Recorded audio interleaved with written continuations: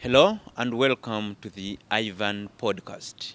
Yet another episode talking about youth participation in the upcoming election 2026. And we are going to look into the opportunities and challenges that are coming ahead as we try to engage the young people to participate in the 2026 general elections. Here with me is a young gentleman and is a youth.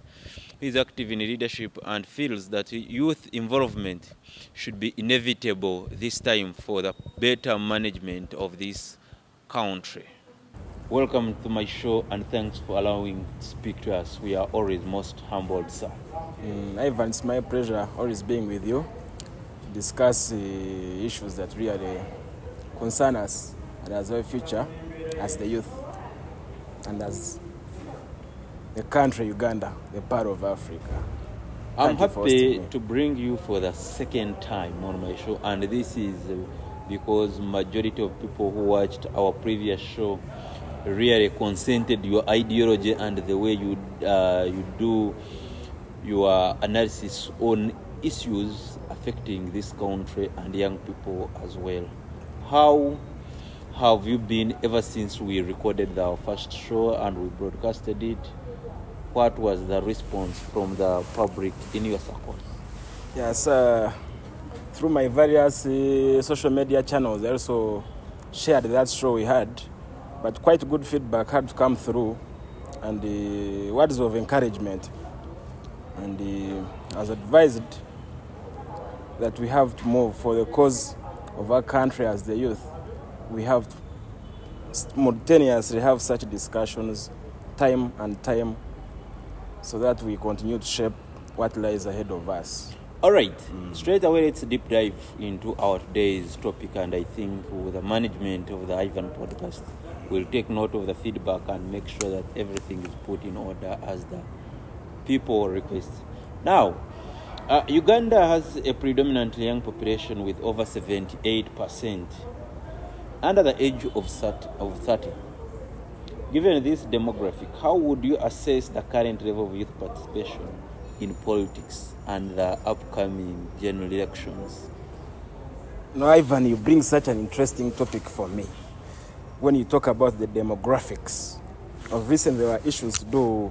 We had the recently released preliminary national population and housing census results that are hotly contested. But nevertheless, we have to go by them, because statistics is very expensive. True. Very expensive. Adding on to that, about that 78%, if you look at the recently released statistics, they tell you from the age of 0 to 17, almost form half of our population, which is 50.5%. What is even more worrying is that when you come from 18 to around 30, it's around 22%. Yes. Now you come something above 60 years, we have like less than 5%. So it is really conventional knowledge and a talking fact that we are the majority. That's true. But now on to the reverse. Who is more involved in the affairs of our country? Because we have realized we are the majority. That's true. But we are seeing 60 plus years does not even translate to a 5%, it is less. But if you are to maybe look at our parliament, what percentage translates into the youth numbers? Because at a glance at the general overview of the country, the youth numbers are really speak for themselves. But when we get into the spaces, the decision-making spaces, do the numbers translate? And who do we blame if they do not? We have 529 MPs. We only have 5 slots. 5 slots to cater for almost that 70%, 78% through the age of 30 you are talking about. Yes. Really, are we on the right trajectory as a country? Or are we the youth doing what is required of us? Or we have sat back and decided the less than 5% should really be accountable for our future? Do you think we have not done enough, in your view? That can be a discussion between me and you. I don't Yes. want to judge. If we take it to a personal level, do you think you've done what it takes maybe to bring your MP to account? You know, as a country, we are grappling with issues of accountability, and that we cannot shy away from. Issues of accountability, our leaders do not want account. Whenever a strong leader, a confident leader comes out and really is appealing to a fellow leader that you have to account, you can see a mixture of reactions. We are, as a country, we have failed to account. So, how are the youth also? How are we fostering our leaders to account? Because that is the beginning point. If I don't have anywhere I account, I can't do anything. I was having a show recently in Barara, and one young man told me that since his MOP entered Parliament, he has never returned back to the constituency. That is Rukari or that is Mwine Michael? Mwine Mpaka. Honorable Rukari. And the gentleman is a youth like you, is very furious with him. And for that regard, he was even, people are asking him to even stand and repress the man, because he feels the interests of those young people are not really represented. Now, you see, when we talk about the demographics of the country, we have what we call the demographic dividend. And I don't think most of our leaders have grasped this. When we talk about the demographic dividend, it is a concept in population development that when you have more youth numbers, you can take advantage of them. But that is only short-lived within a period of not more than 30 years. Is that you have to skill these youth. It is called a healthy workforce. You must skill them, you must invest in education, you must invest in job creation, so that those numbers can be taken advantage of. And lessons can be taken from the Asian tigers. Not so many years ago, the Asian tigers were where we are. But their progress of development was so fast compared to us. So you can ask what happened along the way. Because around the 1960s, the Asian tigers, you talk of South Korea, China, some countries there had the same issues of increasing youth numbers. But along the way, these are the countries now refer to when you want to benchmark development, really Singapore. But yes, they also had the same numbers. So where is the issue? Is that as the country, as the powers that be, have they really put youth at the center of development? Or have we ourselves caused ourselves to be at the center? Look, what about if you look at the current leadership? President Museveni came into power when he was a young man of 42. Do you think he has done enough for him to inspire the young generation? Because it all begins with the government. Then the youth can get involved when the government free engages them. Because sometimes, you see, in life, problems need solutions. Yes. They need solutions. They don't need explanation. And sometimes solutions are depicted by what you do or what is surrounds you. Now a clear example is our cabinet. A cabinet of over 80 ministers. 80 ministers. But what is our proportionate representation in that cabinet? Ministers you can really associate with, and you say this is a fellow youth. You can count. And even by just a thumb, you can count the ministers that are there. So I think right from the onset, the regime is really legitimate about that. There is a way I've been really sent into the kitchen, and we only have a few programs for us here and there that you don't know how they are coordinated. The other day I saw the president in a youth convention. Is it in Bunyoro or Toro there? yes. But you don't know. You only see these people launching, but really issues of the youth are day-to-day activity. They are not one-off. You don't need to organize a symposium. Baram should be preoccupied with youth management. But these are issues they hand. you see a conference, what? You see them celebrating Youth Day celebrations once in that is when you see them active. But now, as the youth, what lies ahead of us is that we should not accept our issues. People debate our issues over bottles of beer once in a while at leisure. People want to discuss these issues at leisure. They don't take our issues seriously. You see now, like the best J case, how it is a hot cake. Yes. So now I want to ask you, where between the two? The pressing youth issues, the unemployment, the what, vis-a-vis the best J issue. What would really have more attention to the leadership, the powers that be? For me, I think the issue of unemployment, like for example, it is not being given the urgency it deserves. Because unemployment is serious and it is real. And it can cause one youth from Bara, like I have told you, he told me, one of the major reasons why people commit crimes because they are idle. And idle mind is a devil's workshop. Very, very good. You see, one thing the leadership of this country is deliberate on is security consciousness. And I can assure you, if the country is not ready to tackle the ever-escalating and increasing youth unemployment is turning to a security issue. Because once, like you see, members of rebel groups, people get absorbed into those groups because they are unemployed. So, from the onset, the government must handle these pressing issues as a security issue. It is no longer an issue discussed at Rakzara, as I was saying, people are in conferences, in Serena. Enjoying the on good a plate AC. of 65,000. Yes. A capital needed by someone. That is not the way we shall solve the unemployment issues here. That cannot be the way. This luxury we are giving our leaders, we are giving them luxury of how they determine our future. What do you think we can do as young? Because this has been the graduation week. Are you Chambogo University? Quite a number of Chambogo, they have graduated over 11,000 students. What can we do? Because studying, they have skills, but they are there idle. Do you think the leaders we have really feel what we go through? Personally, when I saw one of the leaders who came to Chambogo University, whenever they get access to young people, they preach NRM. So now, let me first give you the statistics.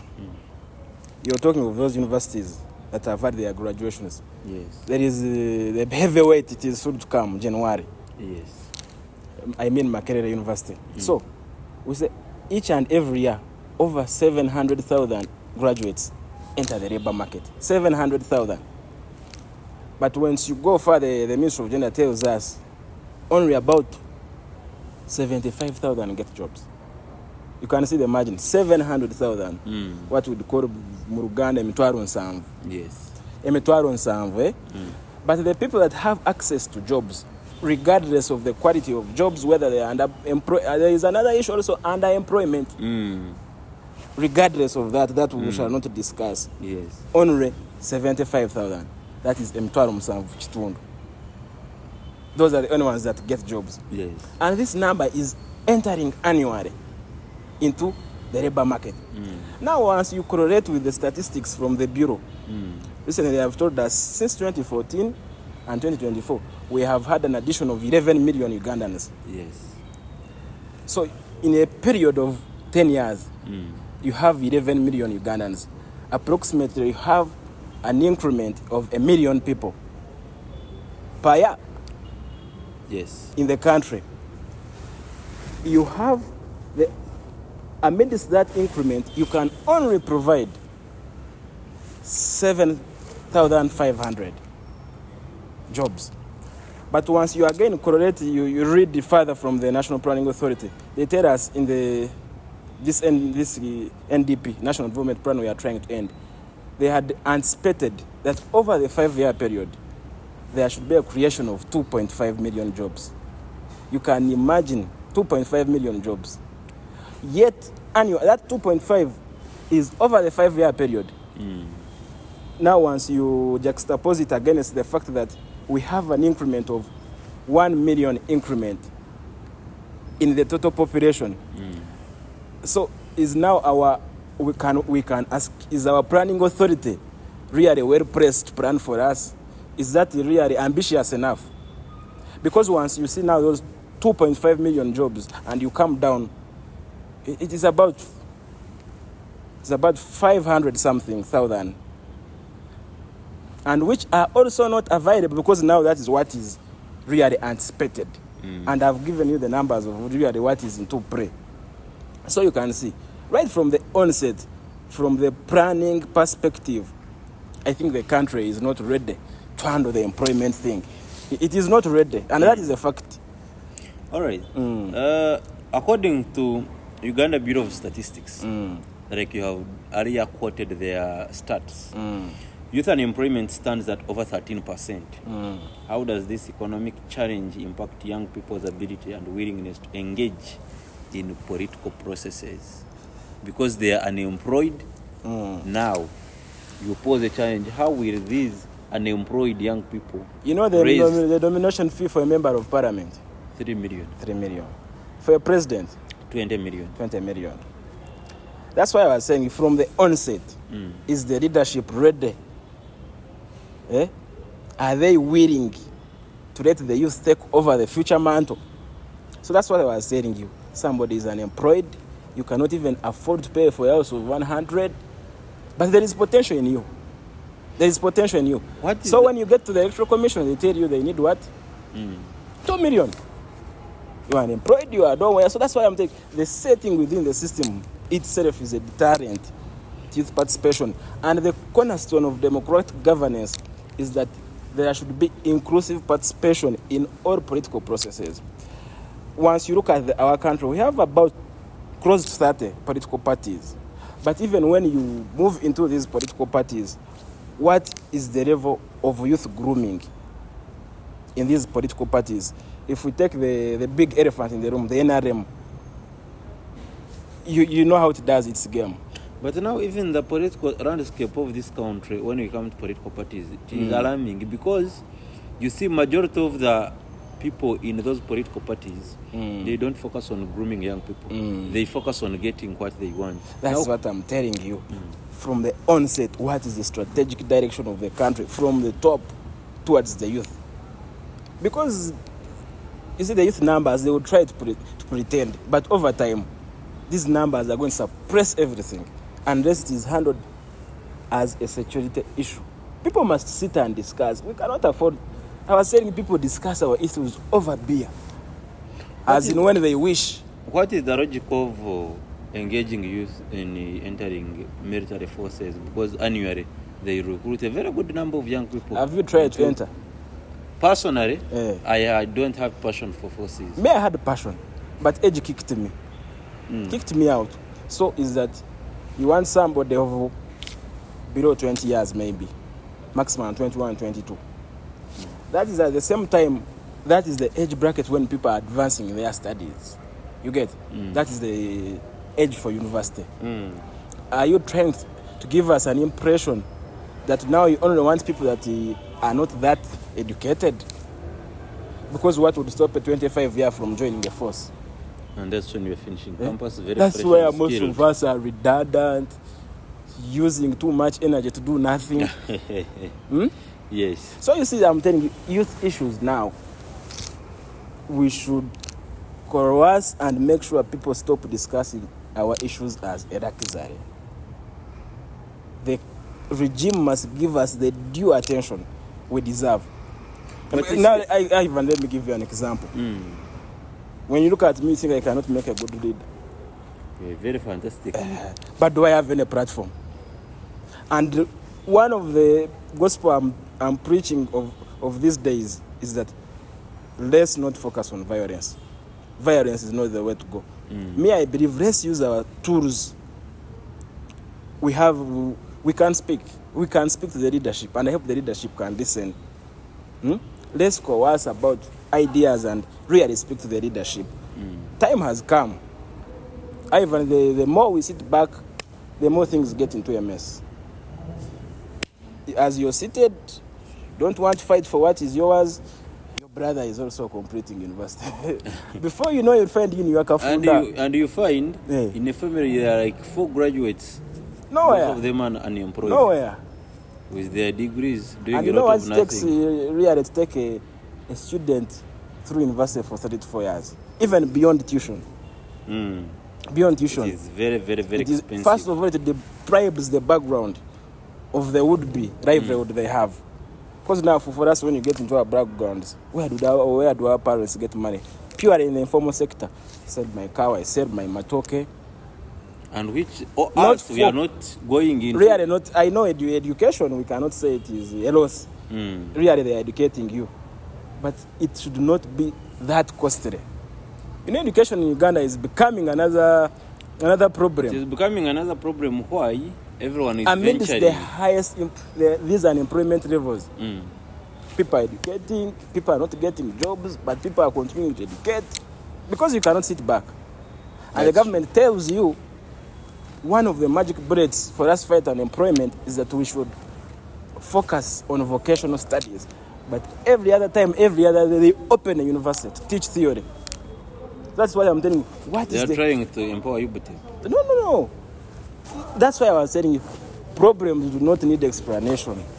They need solutions. We should see things taking place. The same government, luckily enough, of recent they have reviewed the lower curriculum and try to close the gaps here and there to make it more strong, a bit practical. But that should be when you try to read from the global benchmarks. We have what we call the UNESCO. It gives a period of 5 years. Every 5 years you should review the curriculum to make sure it is in tandem with the global trends. But this has been after a long process. They tell us started like in 2011. And this is when we have had some, we can call them minor surgeries in the curriculum. But that's what I'm telling you. You are saying vocational education is the way to go. It has to be delivered in implementation of government programs. But UBTB, let me give you one highlight about UBTB. They have tried even now, even at Makerere, there are students who do UBTB exams, and they are in UBTB entirety is skilling. I think they have performed. We give them a plus. Yeah, they have performed, but we need to see more of that. But now you can see how I'm trying to find the highlights. I'm struggling to find the highlights of such performance. So that's what I'm telling you. It must be deliberate. This theoretical kind of education, it is necessary. But for us in economics, there is one thing we believe in. Management of the economy is through signaling. You must signal where is the productive sector. Where is the private sector must see where the government is really investing money. And the private sector switches swiftly. That's why I'm telling you, solutions must be seen. You don't have this by explain GDP. People don't know those things. People don't know this by GDP has grown. People must see the signal. One person told me that he wouldn't have any issues with changing governments, with changing to many leaders, provided service delivery is on point. If we have good roads, if young people are employed, if all these issues are tackled. He was giving an example of Kagame that for him, he has no problem with Kagame, provided their citizens are getting what they are supposed to get. He has no issues. How do you... That idea would be the wish of any well-meaning citizen. Once I receive what I am supposed to, I wake up, I move on a good road, it's not mad. I go to a health facility, a health center, I can access, get some drugs. I would really have no worry with the powers that be. But if the powers that be are not really able to do that, then who is now responsible of forcing those powers really to respond? I know there is a difference between responding and reacting. In our country, we have, they call it the gunshot methodology. Just at once, you see something happening and it disappears.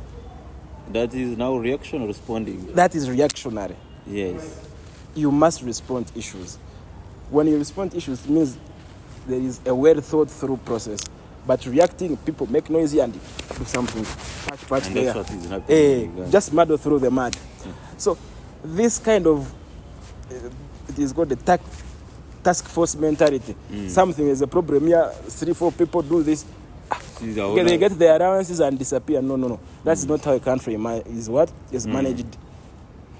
Through all the spheres, service delivery is a core point. People must have good roads. People must go to the health facility. And even when now you look at the growth in the GDP, the country prides in, those outlets have implication on the growth trajectory. Because the country, the president's really point of thinking is that we need more people in the monetary sector. Should be trading, have some money. Should not see that kind of. But every other time you go to a health facility, you cannot access medicine. So where are you taking the little money you had now? It means you're taking it maybe to a pharmacy. You go to school, government cannot really subsidize. And so that means the limited funds at your disposal are now swallowed up in what? In all this, in what the government is supposed to do for you, but at the same time, you're paying taxes. When you look at this country called Uganda, differentiate, you highlight for me the politics and business. Are citizens fully engaged in politicking or in doing economic work? So you see, the problem we are having in our country is one. Now politics has become business. People are living what is the real business, trading, doing what, and now are trading what? Politics. But trading politics comes with an expense, which is so costly. Because how is politics facilitated? It is facilitated by the what? By money. By the taxpayer. Yes. Rather than business that is facilitated by your own, it is called private sector credit. So people are now focusing on politics as a business, which means this translates into an encroachment on the government resources. Because you can imagine the kind of expenditure we are going to have in the forthcoming year. The expenditure government cannot put in roads, cannot put in health facilities, cannot put in education. It will freely and without any piece of difficulty inject it in politics. What I always wonder is the country seems to be forging out with money. But when it comes to a political season, you don't know how money comes. That's what I'm telling you. Let's focus on providing what it takes for the country to grow. Because politics really is a season.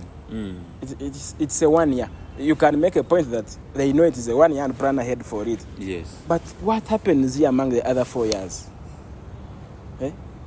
Of recent, we have seen the leader of opposition going to Ntungamo.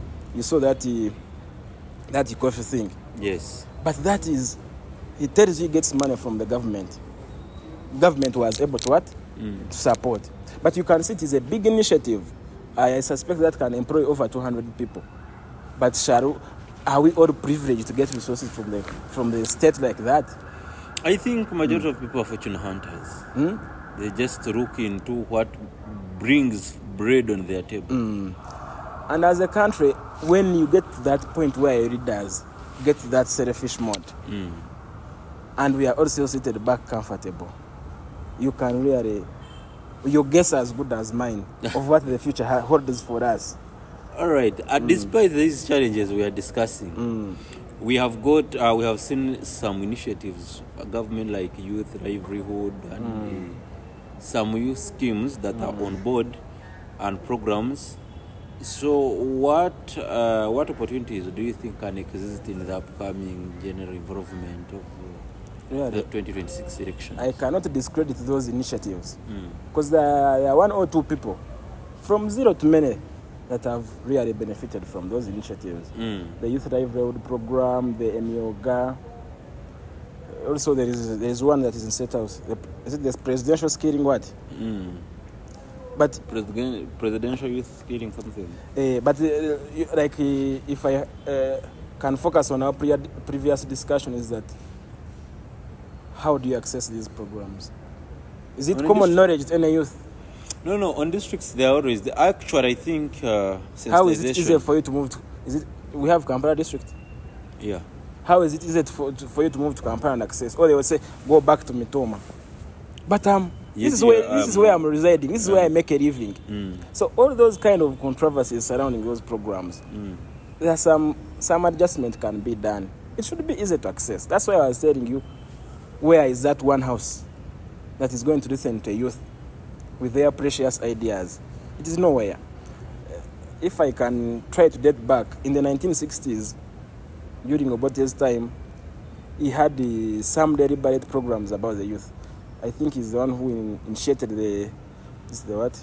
these youth councils in high school. So these attendant issues, spillover effects of really technology, the country should also position itself to address such.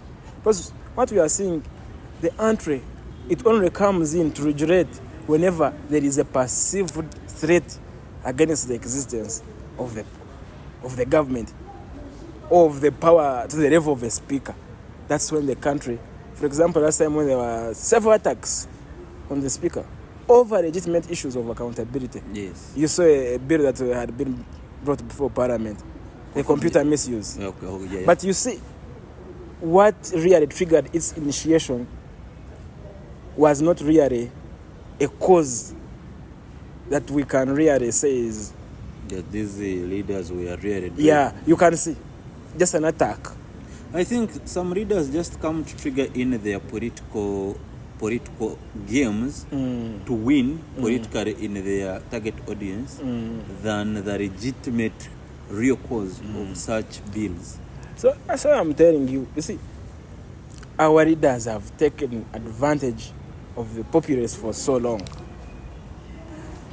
A leader only says, I will go in Kampala, sit, get a good deal, Parliament, and come back.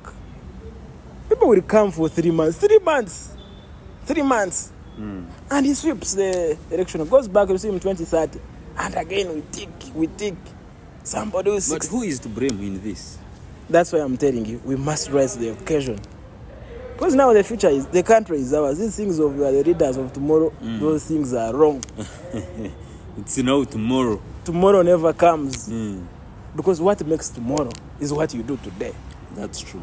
You prepare yourself for the what? That tomorrow. So we must make the preparations. We must send people that will be responsible for the future to Parliament. Because if somebody is sure I am not going to be part of the future, why is he really interested in legislating in line with the same? I'll be gone. But do you think young people are ready or should be actively engaged in becoming leaders rather than being led?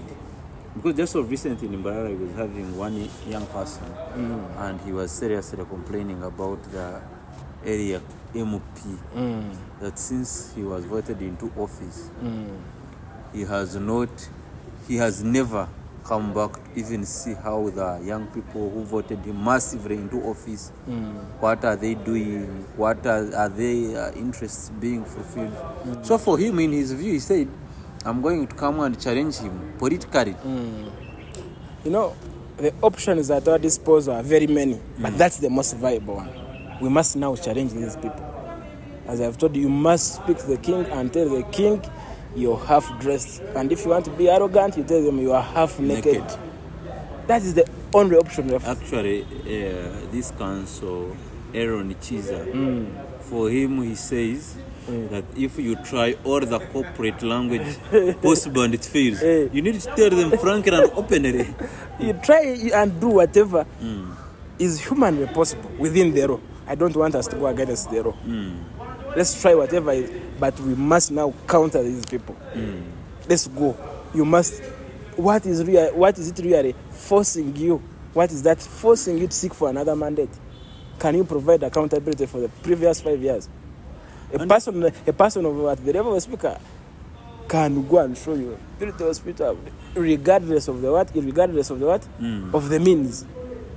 At least she can make a point. I've been there for my people. But some of us, our MPs are always in wars here. Someone will raise the question that how have you attained that money? Because so that's why I'm saying regardless of the means. There are people who have attained the money the way you've done it, but they have not done anything for us. For example, whichever against the two, who would you go with as a serious human being? This one we start test. We have some of our MPs here. There are always wars in Parliament. You always wars. People are not sending it to Parliament for wars. Despite the challenges we have seen in initiative, we have some initiatives that the government has brought on board, like youth livelihood, girl child empowerment, PDM, and yoga. Other things the government says, if we're properly engaged by young people, they should be in position to really take advantage of such opportunities. You're going to be around me bit academic. I'm a bit of an academician. Yeah. Time and again, we have a concept what we call the demographic dividend. It is in population and environment. I don't even know where it is centralized within a government setting, because where it was really residing, the institution was merged. So the demographic dividend really supposes that this huge mass of the youth, you must invest in its education. It must be educated. You must skill it. That's why we are discussing vocational skilling. It must be seen. It must not be really a concept that is only debated. It must be seen, and it must be healthy. So that healthy population, because there is always a risk that can double within a decade or two.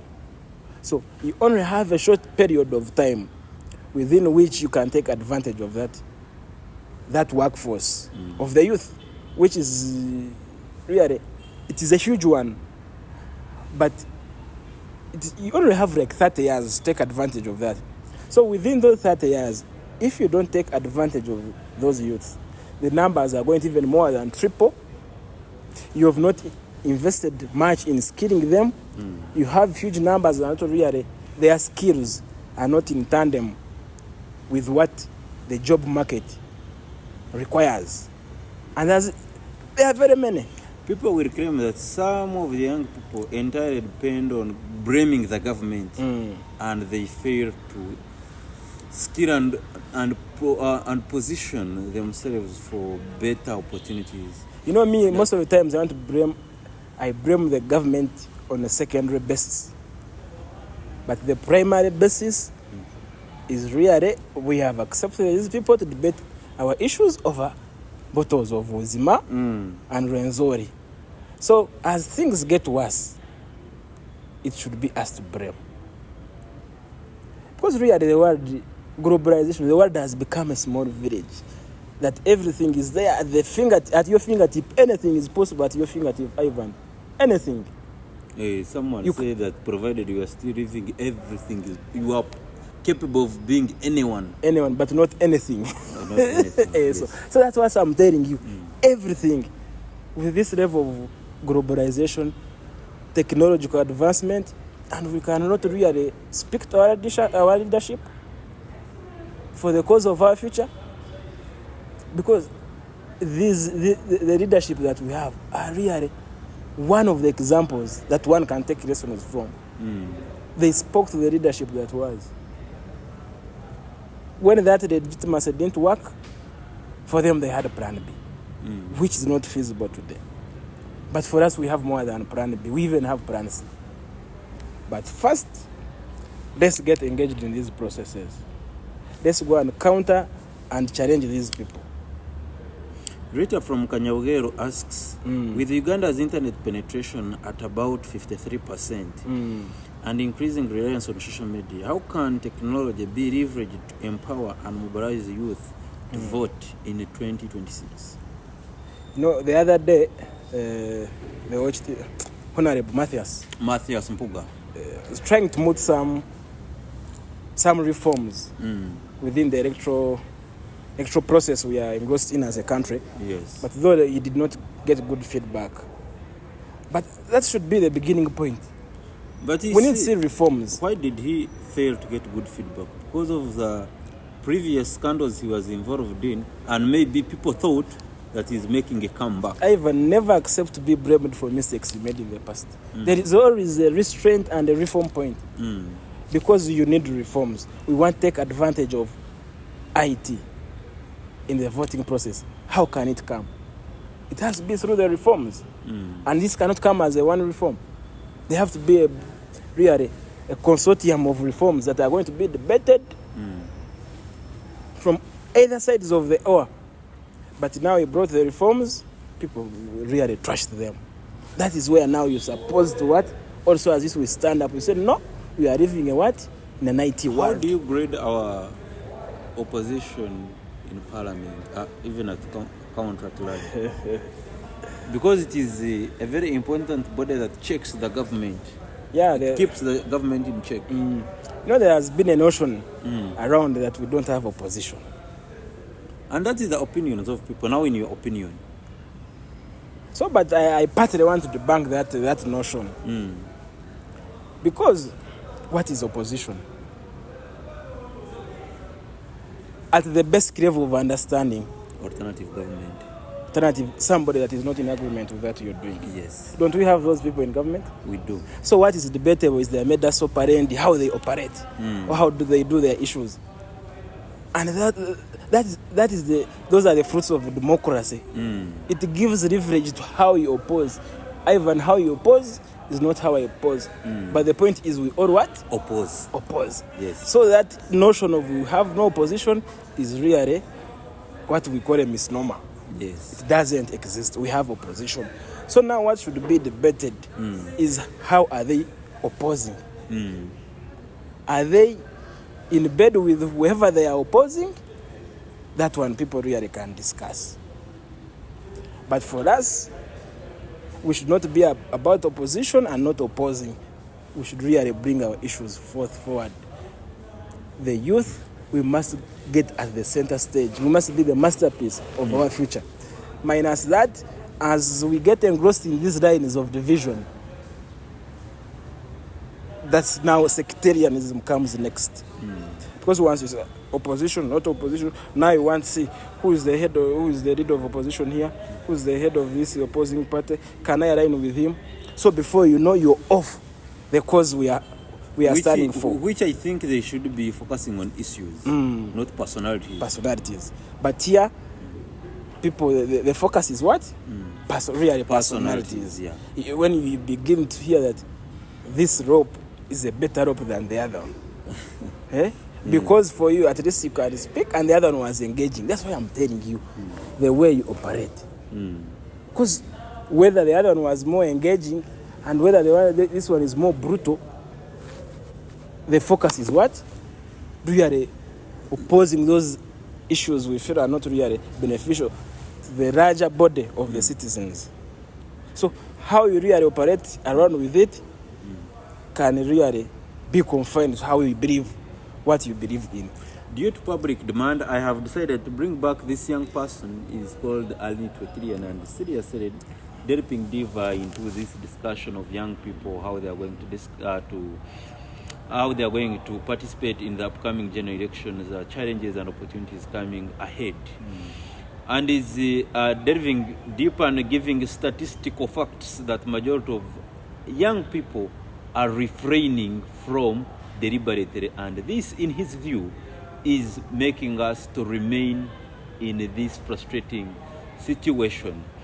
And this interview is largely dominated by the questions you people gave me. I'm just shooting questions that you gave me to ask, and a few other questions I may interject through, but majorly I'm focusing on your questions.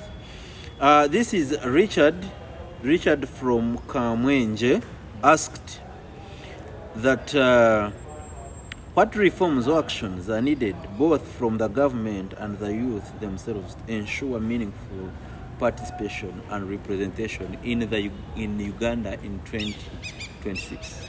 First of all, as earlier I alluded to the fact that Article 32 of the Constitution provides that there should be affirmative action for any minority group, be it women, be it the disabled. In the country, we have a woman representative of every district. Yes. But when it comes to the youth, we have 5 youth representatives. I'm not of the view that we should have a youth representative per district, because that also translates into bloated expenditure, huge government expenditure. Very good. Is that, can we check to what we term as the minority? How? Because if you're saying women are minority and you've decided to give a slot for every district, what about the disabled who are also minority?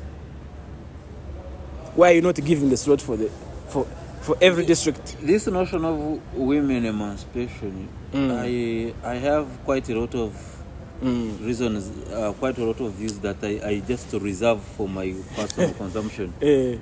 How do you debate that?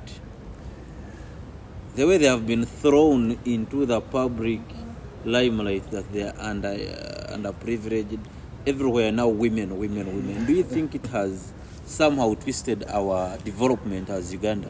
One, I think it is a control measure of the regime.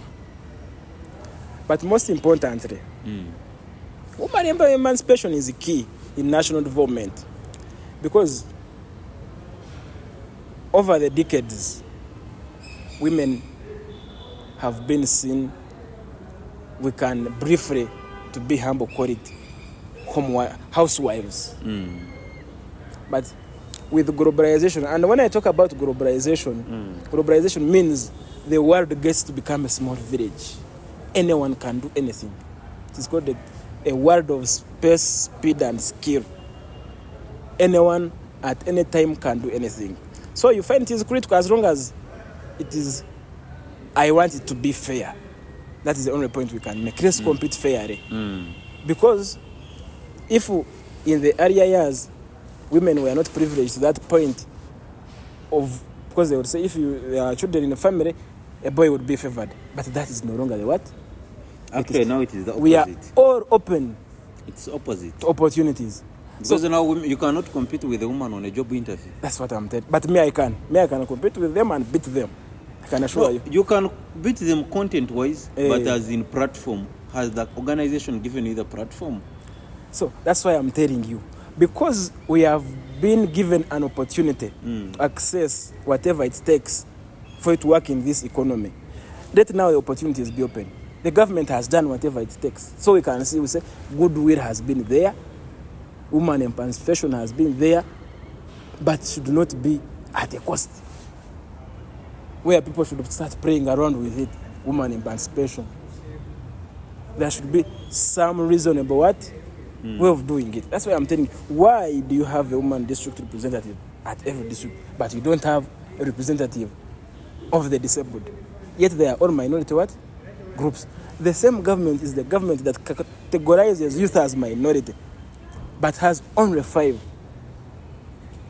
For the past 5 interviews I have done, I always throw this question to my guests. Do you still believe that this House of Parliament of 529 MPs, now they are building another structure? 557 MPs. Yes. They are building another structure because they can't fit in that parliament. Do you believe it's necessary? That huge number. The recent interview, the gentleman said they are just many for nothing. You know, when people are debating that issue, I want them, even us, there are some things that should be at the back of our mind. What does an MP do? Really, you are representing some people. But this is a given number of people. But over time, the population does increase. So that means, Ivan, you are not going to keep representing the same number of... For you might keep representing the same number of people, but what about the other people? So, this is something that is within the setting of the what? Of our country. So, that is what has to be checked. because it is not by will that we have this number of MPs. We have administrative areas, people are growing, so it is in the setting. Can we have a review of what numbers an MP is entitled to represent? But when you look at the allowances, salaries, and trips, really, just recently in East African Parliamentary Games, 170 MPs left Uganda, and they are being paid every day as a daily allowance $720. Even when you look at those, because those are, when you find a poor country like Uganda having such expenditure on a few privileged people, you will not think about solving unemployment in young people because it will not be possible. So, you see, over the past few weeks, debates have been on about the rationalization process. Yeah. But now government is should not blind our eyes. They told us it is rationalization of public entities, of government entities and public expenditure. So, what do we want to see? Now we need to see that rationalization of public expenditure. By the time you even now start paying in dollars, it is even deliberate. Someone there in the constituent doesn't know what a dollar is. Because somebody who doesn't have access to salt, a pack of salt of 1,000, by the time he has a day, you are paying somebody I voted to represent me this and this much. Imagine you put it in Ugandan shillings. It can be a source even of violence. That's true. So, what are we saying? Broadly, government now must move on and rationalize public expenditure. So we have said government must move now from the entities to rationalizing the public expenditure. Because it is painful. $720 per day. And when you move to Ministry of Gender, they tell you they don't have funds in the YLP fund. But what are we struggling? What is more pressing for the country? Is it the parliamentary games or the youth unemployment that you need to tackle? That only needs funds. I was saying part of the process is why it is not clear of how you access those initiatives. And the YLP, whatever is there for the youth, is that they don't have money. Somebody has no money, then they will disguise you around. That is part of the frustrating, because they know once it is, they would make the process straight, but there is nothing you can fetch from there. So these are things that the regime can really. These are small things, structural deficiencies. These are administrative things, by the way. I don't take them as serious things. Structural and administrative. So really, the government can really put back and sit and attend to some of these issues. But things to do with youth unemployment, it is a time bomb, I can assure you. It's a time bomb. And now we have been in graduation month, so you have been seeing IUIU, Chambogo University next month. We are seeing thousands and thousands are coming. Some of us have been here on the road for quite 2 to 3 years. So you have no experience because you have not been engaged since graduation. So you actually wonder how this country, with this skilled young population, that is even advantageous. It is now skilled. But I don't know whether we are an industrial country, but I've seen a lot of initiatives within the industrial parks. But I don't know whether those industrial parks are a magic bullet. But at least I'm seeing some effort within that line. But what is it that, at what premium do the youth in such parks fetch? Because now they're employed, you find somebody there, the bachelors just pushing plates. You get? Yes. So when you get to that point now, you already have the skilled labor we need to harness the potential. But are you moving miles away? We shall not talk about industrial parks now and then. What is in there? Because once the president comes and launches, I saw the other day he was launching in Sebei after his PDM tour. Launches and goes, and that's the end of the story. 2-3 factories were indeed there. But now you must support also the local investors. Straight away, you look into the camera and we wind up our discussion. They try to create a notion that they are trying to... You know about MK project? Yes, please. The PROU.